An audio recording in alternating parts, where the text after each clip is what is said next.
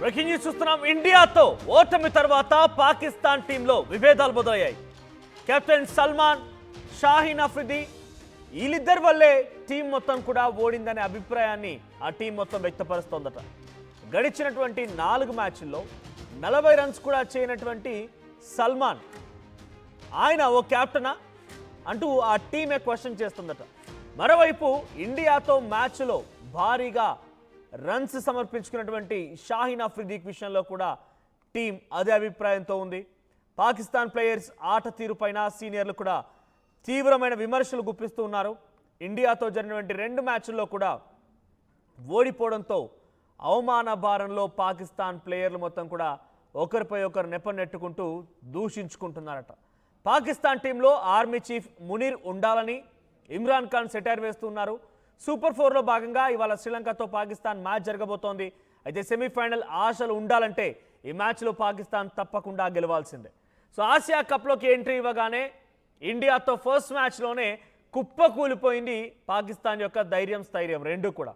ఎందుకనంటే పాకిస్తాన్ని చెంప చెల్లుమనిపించేలా దెబ్బ కొడితే, చాచి కొడితే నేల కతికిపోయింది పాకిస్తాన్. ఇండియా దెబ్బ రుచేసిన తర్వాత నేల కతుక్కుపోయి ఏం చేయాలో తోచక మైండ్ బ్లాక్ అయిపోయి షేక్ హ్యాండ్ కోసం అని చెప్పి ఫైక్రాఫ్ట్ని అడగడం, తర్వాత ఆయన తొలగించాలని చెప్పడం, పీసీబీ ఒక నిర్ణయం తీసుకోవడం, పిచ్చి పిచ్చి మాటలతో, పిచ్చి పిచ్చి చేష్టలతో అందరి ముందు నవ్వుల పాలైంది. ఆ తర్వాత సూపర్ 4 టీంలోకి సూపర్ 4 మ్యాచెస్ స్టార్ట్ అయ్యాయి. సూపర్ 4లో కూడా ఇండియా వర్సెస్ పాకిస్తాన్లో ఇండియా చేసినటువంటి అద్భుతమైన పర్ఫార్మెన్స్ చూసి ఏం చేయాలో తోచక దిక్కుతోచిన పరిస్థితిలో కొంత పిచ్చెక్కిపోయింది పాకిస్తాన్కి. వాళ్ళ సెలబ్రేషన్స్ చూడండి. ఇన్నింగ్స్ స్టార్ట్ చేసిన తర్వాత Pakistan celebrations, Pakistan 50 half century కొట్టగానే వాడు గన్ ఫైర్ చేస్తున్నాడు, ఇంకొకడు ఫ్లైట్ ఎగరేస్తున్నాడు, ఇంకొకటి ఏమో పిచ్చి పిచ్చి గొడవ పెట్టుకుంటున్నాడు. అంటే సహనం కోల్పోయి ప్రవర్తించడం మనం చూస్తున్నాం. సో ఆసియా కప్లో ఇప్పటివరకు పాకిస్తాన్ ఆడిన మ్యాచెస్ సంగతి చూస్తే ముందుగా గ్రూప్ ఏలో ఉన్నటువంటి పాకిస్తాన్ వర్సెస్ యూఏఈగా మ్యాచ్ సెప్టెంబర్ 17న రీసెంట్గా జరిగిన మ్యాచ్ 41 రన్స్తో పాకిస్తాన్ గెలుపొందింది. ఆ తర్వాత 6th మ్యాచ్ అటు గ్రూప్ ఏలో ఉన్నటువంటి పాకిస్తాన్ వర్సెస్ ఇండియాతో పాకిస్తాన్ కుప్పకూలిపోయింది. షేక్ హ్యాండ్ వివాదం స్టార్ట్ అయింది ఇక్కడే. ఇక పాకిస్తాన్ వర్సెస్ ఓమన్ 12th సెప్టెంబర్లో జరిగిన మ్యాచ్లో 93 రన్స్తో పాకిస్తాన్ గెలుపొందింది. అంటే out of 3 matches 2 matches Pakistan గెలిచింది, 1 మ్యాచ్ ఓడిపోయింది. ఇక సూపర్ 4లో పాకిస్తాన్ వర్సెస్ ఇండియాగా జరిగినటువంటి ఈ మ్యాచ్లో పాకిస్తాన్ అట్టర్ ఫ్లాప్ అయిపోయింది. కొంత పిచ్చి పిచ్చి వేషాలు, పిచ్చి పిచ్చి ప్రవర్తనలు చేసినా కూడా అట్టర్ ఫ్లాప్ అయిపోయింది. ఈరోజు శ్రీలంకతో మ్యాచ్ ఉండబోతోంది. ఈ మ్యాచ్లో గెలిస్తేనే కొంత పాకిస్తాన్కి జీవోత్సవం ఉంటుంది, లేదంటే పాకిస్తాన్ పని అయిపోయినట్టే. ఇక పాకిస్తాన్ తట్టా బుట్టా సర్దుకొని బై బై చెప్పి ఇంటికి వెళ్ళిపోవాల్సిందే. సో పాకిస్తాన్ ఈరోజు శ్రీలంకతో తలబడబోతున్నటువంటి నేపథ్యంలో పెద్ద ఎత్తున అందరూ కూడా ఉత్కంఠగా ఎదురు చూస్తున్నారు. సో గతంలో శ్రీలంక కూడా చాలా అద్భుతమైన పర్ఫార్మెన్స్ ఇచ్చింది. సో శ్రీలంకకు సంబంధించి మ్యాచెస్ మనం చూసినా కూడా శ్రీలంకతో ఆడినటువంటి టీమ్స్లో శ్రీలంక వర్సెస్ అటు ఆఫ్ఘనిస్తాన్, హాంకాంగ్, బంగ్లాదేశ్ ఈ 3 టీమ్స్ కూడా చిత్తుగా చేసి శ్రీలంక 3 మ్యాచెస్ గెలిచింది. ఆ తర్వాత సూపర్ 4లో శ్రీలంక అటు బంగ్లాదేశ్తో తలపడి ఓటమి పాలైంది. సో ఇప్పుడు 2 కూడా, ఒకటి ఇండియాతో ఓడిపోయిన టీం, ఇంకోటి బంగ్లాదేశ్తో ఓడిపోయిన టీం, 2 టీమ్స్ కూడా ఈరోజు సాయంత్రం దుబాయ్ వేదికగా ఈ మ్యాచ్ జరగబోతోంది. శ్రీలంక వర్సెస్ పాకిస్తాన్. మరి మ్యాచ్ జరిగి వారికి ఏమైనా కొంత హోప్స్ ఉంటేనే నెక్స్ట్ సెమీస్కి వెళ్తాయి, లేదంటే గుడ్ బై చెప్పి బై బైతో ఇంటికి వెళ్లాల్సిందే. ఈ పిచ్చి కుక్కలు మళ్ళీ ఒకరిపై ఒకరు కొట్టుకుంటున్నాయంట. వీళ్ళకి అలవాటే, వెతక వీళ్ళ గురించి మాట్లాడి మననోరు పోతుంది, కానీ పెద్దగా ఉపయోగం ఏం లేదు.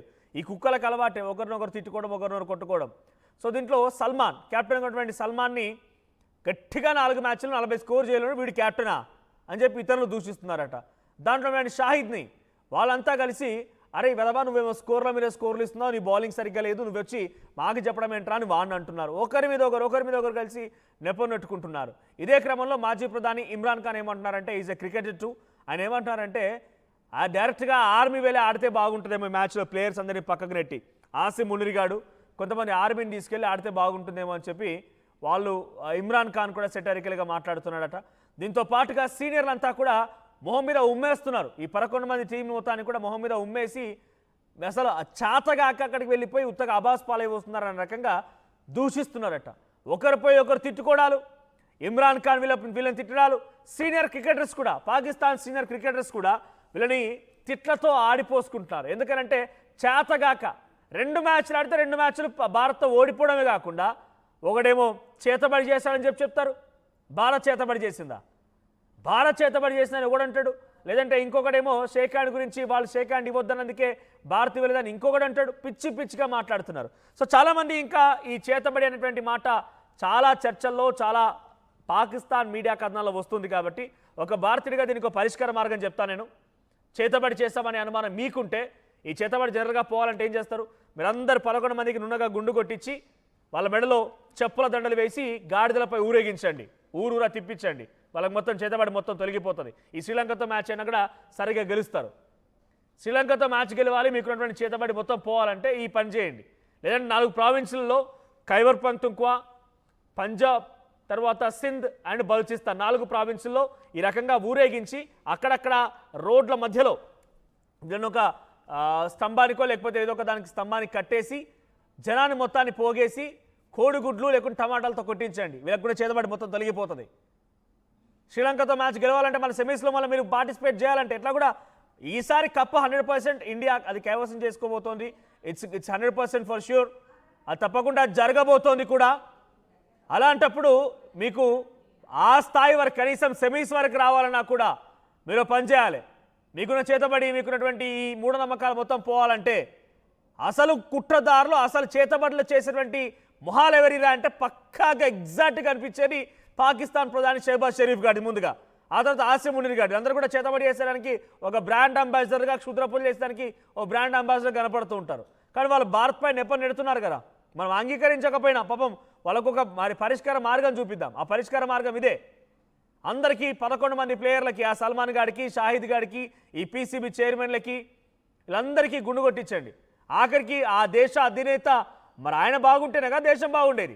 సో షహబాజ్ షరీఫ్ గారికి అందరికి నుండగా గుండు కొట్టించి మెడలో చెప్పుల దండ వేసి గాడిదలపై ఊరేగిస్తూ ఒక్కో చోట ఒక్కో ప్రావిన్స్లో ఆపి జనాలు మొత్తం పోగులేసి కోడిగుడ్డు టమాటాలతో కొట్టించండి. అప్పుడు మొత్తం చేతబడం అంతా పోయిపోయి మీరు స్వచ్ఛమైనటువంటి నీతిమంతులుగా నిజాయితీమంతులుగా మారిపోయి శ్రీలంకతో జరిగినటువంటి ఈ మ్యాచ్లో మీరు గెలుపొందుతారు.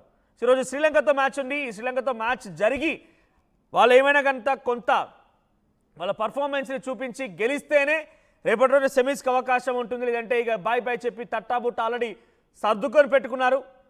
ఎక్కడ మ్యాచ్ అయిపోగానే కథం అందులో ఎక్కి వెళ్ళిపోవడమే గ్యారంటీగా. సో మరోవైపుగా ఒకరిపై ఒకరు దూషించుకుంటారట. అరే చేతకాని దద్దమ్మ అంటే ఇంకొకడేమో పనికి మాలిన చవట అంటున్నాడంట. ఒకడేమో అరే పిచ్చి వదవా అంటే లేదా నువ్వు ఒక పిచ్చివాడు అని చెప్పి ఇంకొకడు అంటున్నాడట. షాహిద్ గురించి నువ్వు అసలు బౌలింగ్ ఇదేనారా? అరే బెర్బాన్ ఎందుకు వచ్చేదా నీకు క్రికెట్ ఆడడానికి వస్తుందా? అది బౌల్ అనేది తెలుసా నీకు? ఏంటి బౌలింగ్ అనేది క్వశ్చన్ చేస్తుంటే లేదు నువ్వే పిచ్చోడం అని చెప్పి ఇంకోటి మాట్లాడుతున్నాడంట. సో ఏదేమైనా వాళ్ళలో వాళ్ళే తిట్టుకుంటున్నారు, దూషించుకుంటున్నారు, వాళ్ళలో వాళ్ళే పిచ్చిగా మాట్లాడుకుంటున్నారు. ఇవంతా జరుగుతున్నటువంటి ఈ క్రమంలోనే శ్రీలంకతో మ్యాచ్ స్టార్ట్ అయింది. సో శ్రీలంకతో మ్యాచ్ సాయంత్రం స్టార్ట్ కాబోతోంది. శ్రీలంకతో మ్యాచ్లో పాకిస్తాన్ డెఫినెట్గా కుప్పగూలిపోవడం ఖాయంగా కనబడుతోంది. సో మీ అభిప్రాయం ఏంటి? శ్రీలంకతో మ్యాచ్లో పాకిస్తాన్ ఎటువంటి పర్ఫార్మెన్స్ ఇచ్చే అవకాశం ఉంది?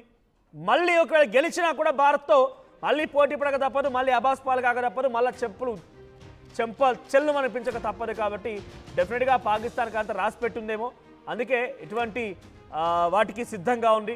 సో మీ అభిప్రాయం ఏంటి? కామెంట్ చేయండి. పాకిస్తాన్ వర్సెస్ శ్రీలంకలో ఈరోజు మ్యాచ్ ఎవరు గెలవబోతున్నారు?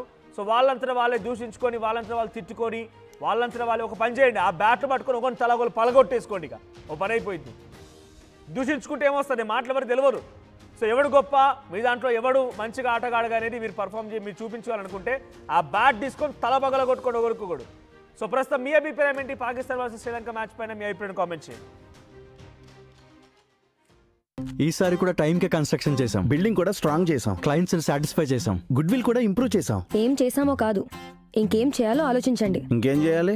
పెయింటింగ్ ఇంకా వేయలేదు, మర్చిపోయారా? అన్నీ బాగానే చేస్తున్నాం, పెయింటింగ్ దగ్గర మాత్రం ఫెయిల్ అవుతున్నాం. లాస్ట్ టైం పెయింట్స్ కోసం ఆ పెద్ద కంపెనీ దగ్గరికి వెళ్తే వాళ్ళ థర్డ్ పార్టీ కాంట్రాక్ట్ని అసైన్ చేశారు.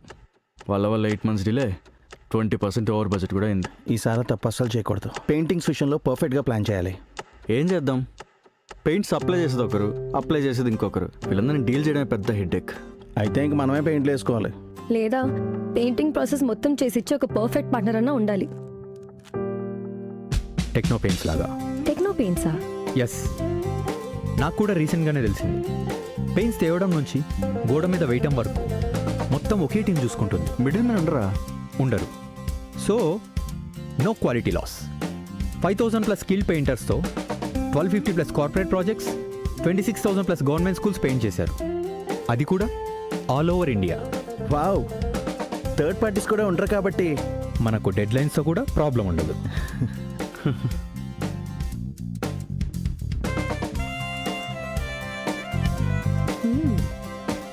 Perfect. From the factory to the wall, Techno Paints does it all.